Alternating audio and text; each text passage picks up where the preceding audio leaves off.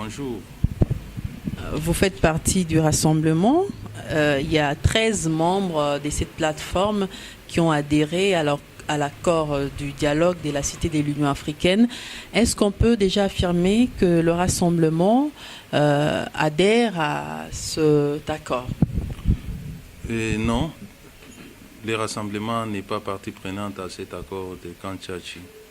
Mais lorsque vous me parlez des 13 membres, je ne sais pas lesquels, puisque le rassemblement lui-même est constitué de 9 composantes.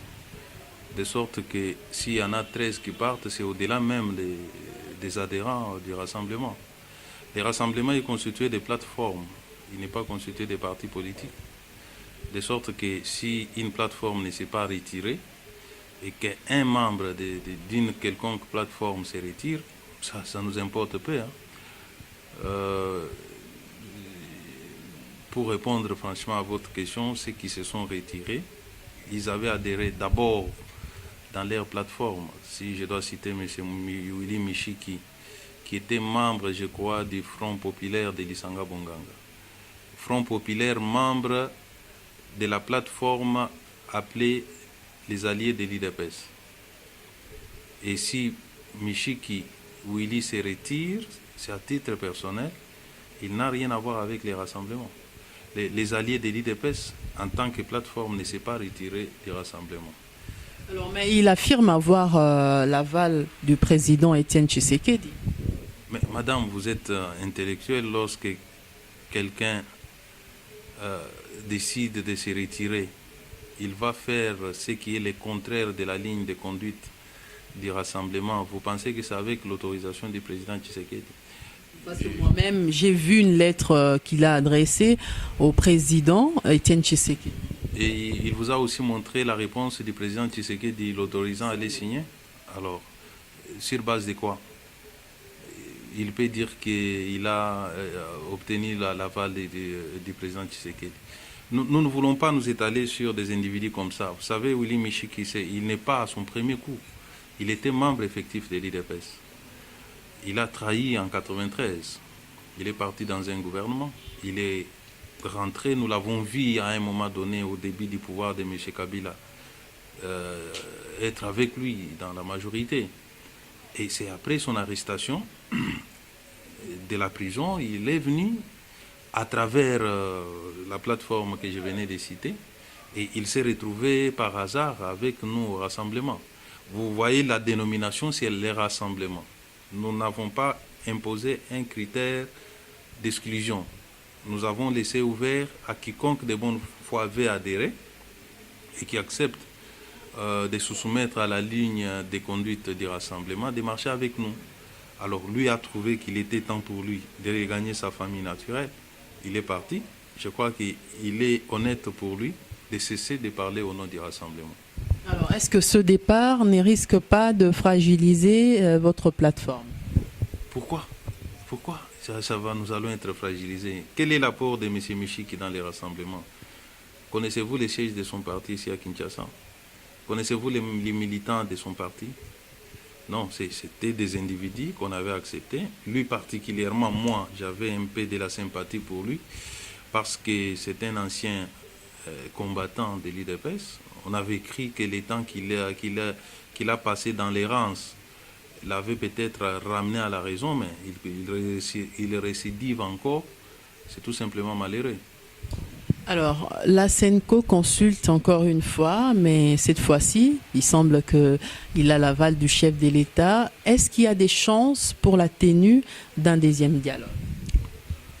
Vous savez, nous, l'IDPS et les rassemblements, nous avons toujours réclamé la tenue du dialogue, un dialogue qui respecte la résolution 2277, un dialogue qui respecte la constitution de notre pays.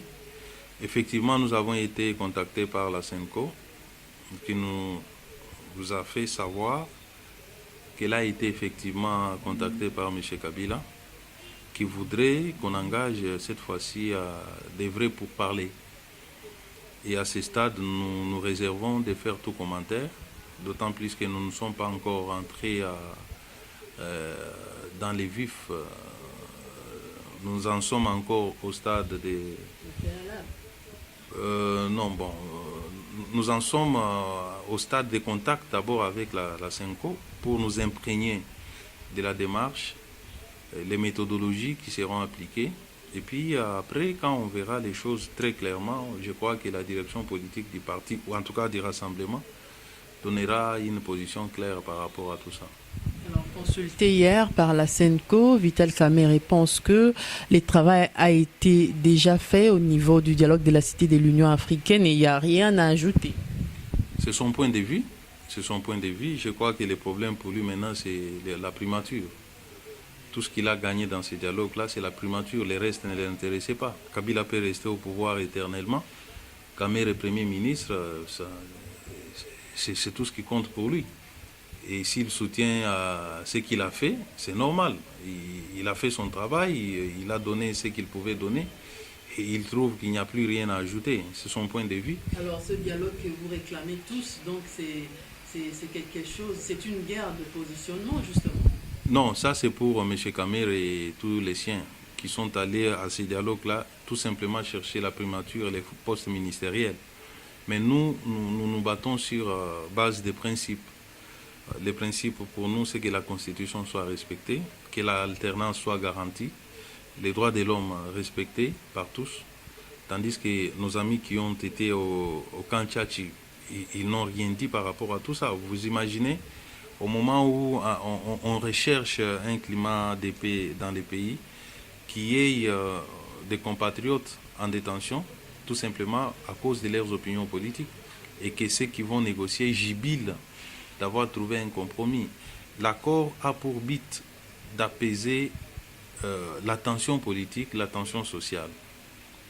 Or, vous êtes congolaise comme moi.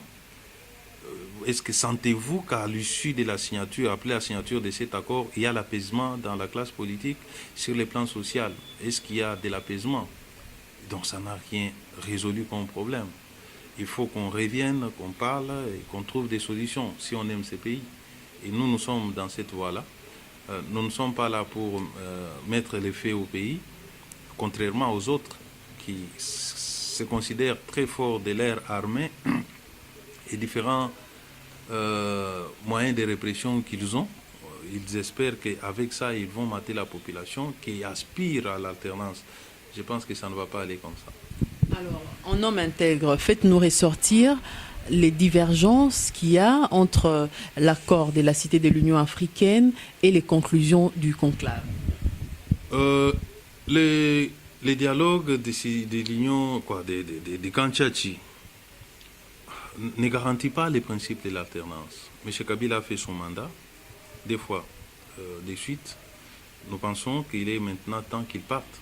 Tandis que de l'autre côté, M. Kabila doit rester éternellement.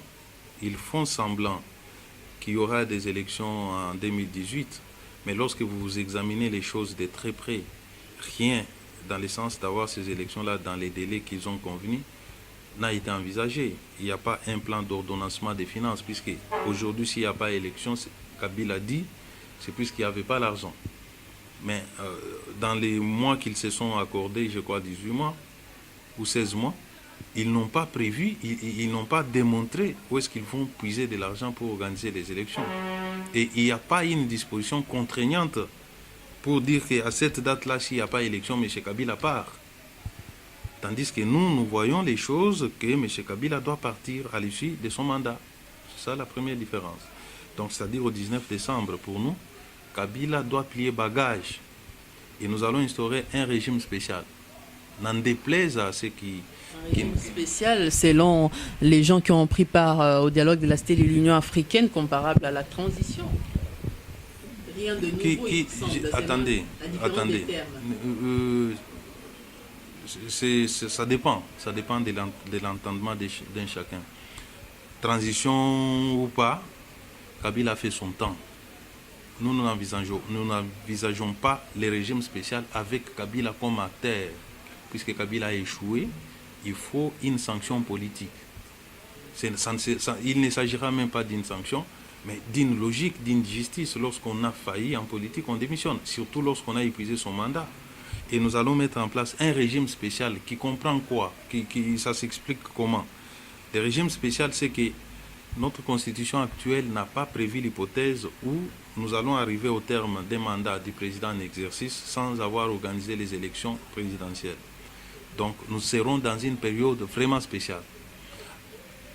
À une situation spéciale, il faut envisager des mesures aussi spéciales. Nous allons convenir avec la classe politique et la société civile sur la manière dont les choses vont être gérées pendant cette période-là. Et il y aura un nouveau président qui va prendre les choses en main et on va continuer jusqu'à organiser les élections et notre constitution pourra reprendre son cours normal. Est-ce que ça ne viole pas la Constitution? Ça ne viole pas puisque la Constitution sera inapplicable en ce moment-là. C'est M. Kabila qui a violé la Constitution jusqu'au point de la rendre inapplicable. Même dans leur transition, ce n'est pas constitutionnel. Ce n'est pas constitutionnel. Et qui, selon vous, va gérer cette période, en fait, ces régimes spéciaux? Le peuple congolais va décider, la classe politique et la société civile. Il faut dire, madame, que ce n'est pas la première fois qu'une cette situation s'est faite dans un pays. Le président Martelly en Haïti avait démissionné au terme de son mandat. Et on a mis en place un régime spécial qui a continué à régir le pays. Et ça va les conduire aux élections. Pourquoi pas chez nous? Pourquoi vouloir laisser quelqu'un qui n'a pas voulu nous organiser les élections à la tête du pays comme une gratification qu'on va lui donner? Mais on dit que l'UDPS a négocié à l'étranger avec le président actuel. Là, selon ces négociations, il était prévu que le président actuel reste au pouvoir et l'UDPS prenne la primature. Et pourquoi cela n'a pas eu lieu? S'il y avait un pareil accord. On ne sait pas ce qui a changé. J'ai dit que c'est faux. C'est faux. Puisque si un tel accord avait existé, on devait les publier. Vous savez qu'Odjo, à l'ouverture du dialogue, il avait dit, prenant même certaines personnes dans la salle à témoins, qu'il y a eu un accord signé devant lui à l'hôtel Raphaël à Paris. Je crois que vous vous souvenez. Curieusement, lorsqu'il va à la fermeture de son fameux dialogue, il dit qu'il y a eu un accord à Kinshasa le 29 mars. Alors finalement, quelle est la version qu'il faut retenir? Et si l'accord existe, pourquoi on ne les publie pas? Mais nous les voyons en fait. Je sais pas si non, les documents qui sont sur Internet est contesté même par le camp de M. Kabila. Qu'il publie les documents signés par les représentants de l'UDPS. Qu'on publie, pour que le peuple voie ce qu'il y a dedans. Est-ce que l'UDPS avait convenu dans quel terme avec Kabila? Et surtout qu'on dise pourquoi ça n'a pas marché.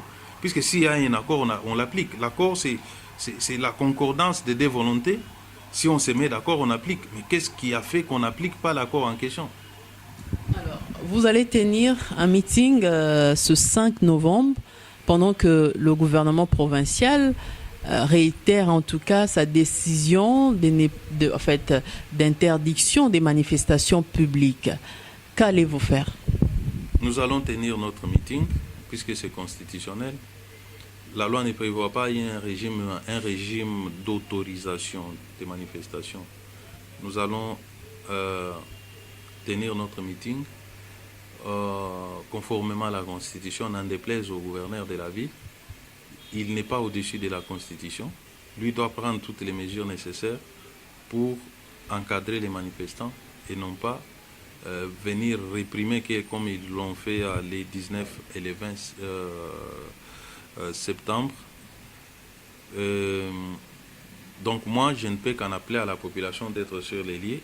Nous allons tenir bel et bien notre meeting. Ce sont des mesures conservatoires selon l'autorité urbaine pour pour éviter le dérapage comme il y a eu en septembre dernier. Pourquoi vous tenez toujours à organiser ce meeting en ces moments-ci? Nous tenons à organiser les meetings puisque c'est notre droit constitutionnel, et surtout que l'État donne beaucoup plus à des meetings pareils pour l'éveil de la conscience nationale, la conscience civique et politique. Notre constitution est en train d'être violée. Il faut que la population soit suffisamment informée pour qu'elle refuse la violation de la Constitution. Et cela relève des missions classiques d'un parti politique. On ne peut pas, pendant qu'on est en train de violer les lois de la République, interdire aux partis politiques ou en tout cas aux citoyens qui s'organisent pour refuser la violation de la Constitution. Puisque la protection de la Constitution est une affaire de tous. Ce n'est pas une affaire d'un seul gouvernement qui viole quand il veut, qui applique quand c'est en sa faveur.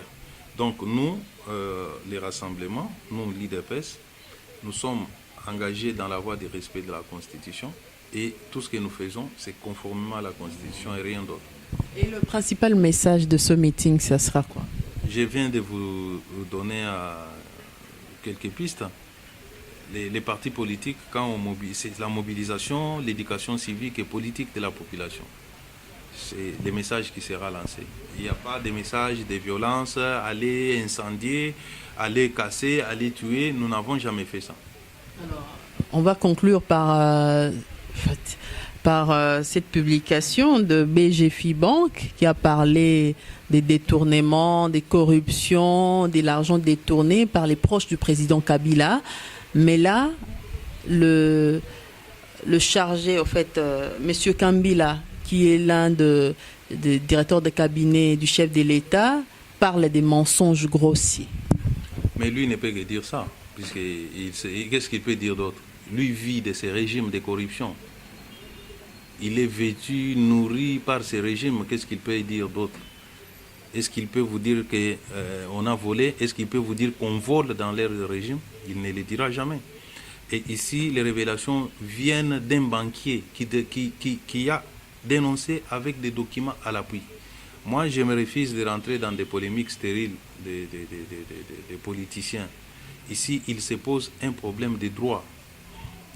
Les deniers publics est saigné à blanc. Nous avons quand même un organe dans ces pays chargé de rechercher des infractions et de les réprimer. Le procureur général de la République, qu'il se saisisse. Parce que dans un pays normal, lorsqu'il y a même des rumeurs qui circulent, des détournements, et surtout lorsque c'est documenté comme c'est le cas, le parquet général doit se saisir. Le parquet général de la République doit se saisir, ne fût-ce qu'à engager une information judiciaire pour voir un peu plus clair. Mais ici au Congo, c'est un monsieur trempé lui-même dans les régimes de corruption qui vient de mentir et cela suffit. Et même la CENI, le président de la CENI, Corneille Nangaa aussi, a parlé d'un montage, de la jalousie de la part de l'entreprise belge ZTE. Mais madame, il n'appartient pas à ces individus impliqués de venir démentir. Bon, c'est leur droit de démentir. Mais que la justice se mêle, qu'on ouvre ne fût-ce qu'une information judiciaire, qu'on pose des questions à tous ces individus, qu'on recherche, qu'on cherche l'auteur de la dénonciation, qu'il explique. Puisque lui dit que ça s'est passé sous sa barbe. Il en détient des preuves authentiques. Pourquoi on ne doit pas ouvrir? On a parlé des Panama Papers. Ailleurs, les gens ont démissionné. Ailleurs, les gens sont poursuivis. Sauf ici au Congo, on ne fait rien. Moi, je crois que la justice doit s'impliquer. Il ne sert à rien d'avoir une justice tournée toujours vers sa population. Les petits peuples qui ne font que revendiquer leurs droits sont arrêtés, emprisonnés. Mais ceux qui volent les deniers publics, qui tuent les Congolais à grande échelle, comme le cas de nos combattants tués à la permanence, calcinés, et ils circulent librement. Ils bombent même la torse sur la place publique, tout le monde les connaît. Alors, et personne ne s'attaque à eux. C'est tout simplement triste. Oui, vous l'avez souligné, les combattants ont été inhumés hier. Alors, un dernier mot à ce sujet. Le dernier mot, c'est que la population congolaise, nous devons rester sur nos gardes. Nous n'avons que ce pays, on n'en a pas un autre. Les richesses que Dieu nous a données doivent profiter à nous tous. Il ne faut pas qu'il y ait une minorité qui s'accapare de ces richesses, à l'instar de toutes les révélations qu'on vient de faire, où ils se servent avec une conscience vraiment tranquille. Et pendant ce temps, il y a des millions de Congolais qui meurent à l'est du pays. Il y en a même ici à Kinshasa qui meurent puisqu'il manque 1000 francs pour s'acheter de l'aspirine. Donc, nous devons rester éveillés et faire tout pour empêcher ces gens de continuer à piller notre pays, qui est notre patrimoine commun, les empêcher à violer notre constitution, qui est notre pacte social, et demeurons vigilants et boostons les choses pour que ça marche positivement. Merci. C'est moi qui vous remercie, madame.